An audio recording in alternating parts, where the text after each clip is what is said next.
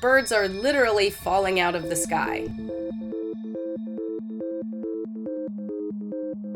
Around the months of November to December, Hawaiian Islands are scattered with carcasses of seabirds as well as living birds along roads, at parks, on beaches, in backyards. People ask me, what's going on? Why are these birds here? It was just sitting there. Are its legs broken? Are its wings broken? When a bird becomes exhausted or disoriented or confused and falls to the ground. A lot of people, when they hear the word pollution, they think of chemicals or air or water pollution. Another type of pollution that really isn't talked about that much is light pollution. As surprising as it may seem, a lot of the reason for fallout birds is actually because of artificial lights and light pollution. Residential lights, lights at beach parks, stadium lights, cruise ship and fishing vessel lights, even lights on a small hut can attract a bird. So the very first time that they leave the nest, which is a term called fledging, they have an evolutionary desire to fly towards light. So you have a lot of birds that instead of flying out to the ocean, they're flying inland towards our lights. Fallout for the wedge-tailed shearwaters, about 75% or more happens during just a 3-week window. If during this fledging period we turned off all lights, then the majority of fallout would essentially just stop. When it comes to light pollution, it's almost as easy as flicking a switch. So seabirds are one of the most endangered taxonomic groups, actually. The Newell's shearwater has actually declined by 94% between 1993 and 2013, and also the Hawaiian petrel has declined by about 74% during that time. The wedge-tailed shearwater, the Hawaiian name is Uaukani, and its name actually means moaning petrel. So they're really interesting in that they have this really haunting moan. If you don't know what it is and you're walking by a wedge-tailed shearwater colony and you hear this deep moaning, I could see how you would be very terrified. Even though the numbers of wedge-tailed shearwaters on the Hawaiian Islands are stable, we can use them as a marker to also study these more cryptic endangered species.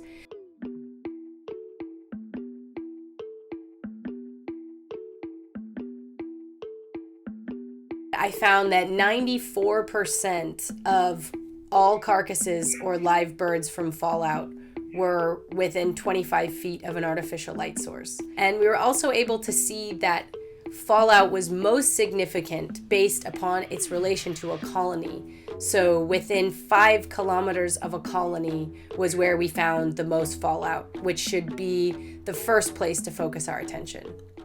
Say you have one wedge-tailed shearwater chick. It's been living under the ground in a burrow, hasn't seen light much, and its parents stop coming to bring it food. So that starts to trigger this fledging response. They come out to the end of their burrow. They want to head out towards the ocean, towards the moonlight, probably. However, there's lights going the opposite direction as well. So if the first thing they see is the lights of, from a light pole on the road or a stadium light from a game, some fly out to sea successfully, but others, they go the other way. So they fly inland.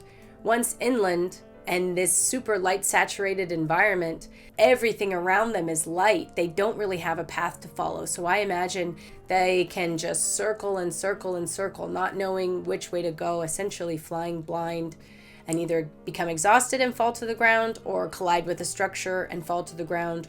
Or it's even been seen that they will intentionally land thinking that they made it to the ocean, but they didn't.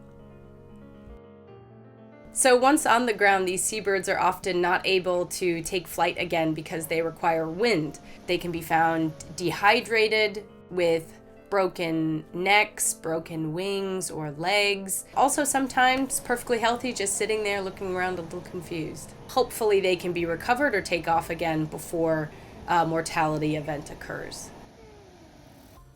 So after designating these hotspot fallout areas and these times of year that they're most vulnerable, so which is like mid-November to the beginning of December, I started a banding project across 7 colonies. We band these birds before they're big enough to leave their burrow for the first time, so before fledging. If they fall out and that bird is discovered, then we have that band number and we can tell where this bird came from and what conditions it were in when we banded it. So we were surprised to see that they were making cross-coastal fallout on Oahu and not necessarily just falling out right outside their colony. So this indicates that the issue of light pollution is intricately tied to all of the Hawaiian Islands. So we recognize that it's typically not possible to turn out all lights. However, there are other ways that we can reduce the attraction. We have already successfully worked with 2 beach parks. The beach parks have agreed to alter or extinguish light during these times, especially large stadium lighting, which was a big win. There is evidence to show that different colors of light or different wavelengths of light can reduce attraction. So a different colored bulb that is not in the bright white light spectrum. Also, shielding a light makes a big difference. I'm focusing on this one species in this one part of the world. However, the issue of light pollution is a global issue that has huge sweeping effects that we're not even really fully understanding at this time. If you're worried about your own light pollution, look into what species are in your area. And if you knew that you could help save seabird populations by turning off the lights outside your house or drawing your curtains, I think most people would do it. Such a small lifestyle change we could make that has such a big impact on animal health.